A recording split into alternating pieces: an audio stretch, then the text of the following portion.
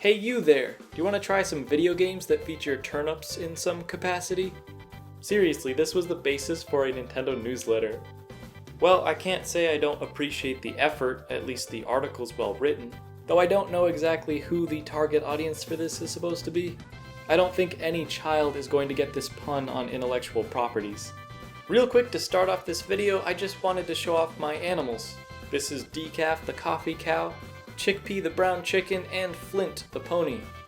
That's right, the noble cowboy of Mother 3 has been reincarnated as a foal on the farm. For those of you who haven't clicked off the video yet, Story of Seasons, Friends of Mineral Town is a remake of the classic Harvest Moon, Friends of Mineral Town on the Game Boy Advance. I haven't talked about this franchise yet on the channel, but it's another life sim I really enjoy in the vein of Animal Crossing.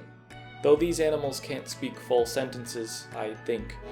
Your two primary goals here are to A. Revive and maintain your late grandfather's farm, unless you opt not to for an immediate game over, and B. Get married to start a family.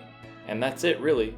Two major gimmicks emphasized to the point where the rebranded Story of Seasons was almost called Plow and Propose, which is hilarious. I propose that going forward the series title be changed to Plow and Propose, then Plow Again When You're Married under the sanctity of the church. Its acronym could be Put Powie Mutsuck. Come on, it rolls right off the tongue.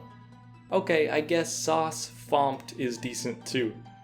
Bad jokes aside, in order to restore the inherited farm to its former glory, the player must spend each day earning money by shipping crops, animal byproducts, treasures collected, or anything else foraged on the map. Then to get married, the player must improve their reputation with the eligible candidates by checking in with them daily and offering presents catered to their interests. Some are much easier than others. Gray, for example, works at a forge, so he values materials like copper and silver. But you can also just hand over any old branch you find lying on the ground and he'll be over the moon. But do not give that branch or any of the precious metals Gray loves to Ran the innkeeper. She won't see the appeal and act like you just gave her trash. What, you don't like my gift? But it's a reflection of myself. It's also a really good idea to just try and make friends with everyone, as the general townsfolk will teach you recipes or offer some kind of exclusive reward. For example, even though Carter the priest says he doesn't like talking to me, and that I'll never be forgiven for my sins, our friendship is maximized. I'd say overall it's a pretty solid relationship. He berates me at confessional, then I give him stuff so he'll grant me access to the back of the church, where all the rare grass and mushrooms grow. There may be no salvation for my soul, but hey, at least he invited me back. As you can probably tell from the footage and the title, time passing with the seasons changing is crucial to the experience. This clock does not flow in real time like the aforementioned Animal Crossing.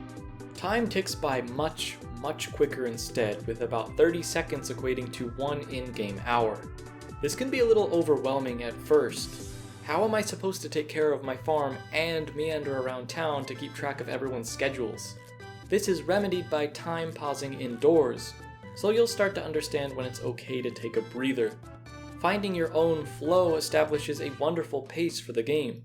Knowing exactly when shops open, on what date special characters arrive, and where townsfolk will be at any given point is all gradually learned. I've started to love planning out what I can and want to accomplish in the most efficient way. And besides learning the lay of the land to make the most of your time, completing chores becomes faster with permanent stamina upgrades and powerful tools with expanded range or ability. Before you know it, there'll be daylight to spare until tomorrow when the cycle resets and new options become available. The game stays varied by each season having just 30 days, so spring is 1 month and summer is another. It's only 4 months to a year, so that means a holiday like Valentine's Day would fall on winter 14.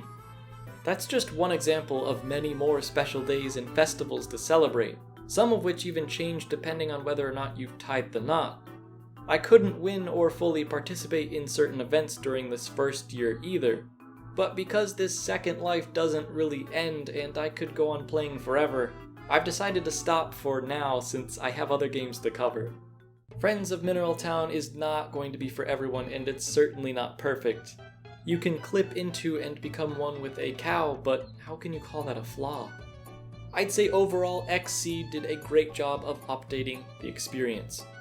I think it's great the original Friends of Mineral Town is referenced quite a bit. One of the daily TV programs that acts as a tutorial talks about how a game mechanic's no longer used, so the host shrugs it off and says not to worry about it. The infamous golden lumber, which used to infuriate the entire town, along with the harvest goddess herself when made into a fence, no longer has this effect.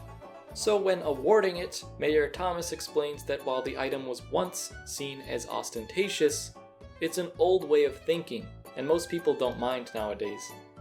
It seems that the Valley from A Wonderful Life, my favorite game of the franchise, released in the same year and quite heavily linked to Mineral Town, literally through a cable or otherwise, is alluded to by NPCs as well.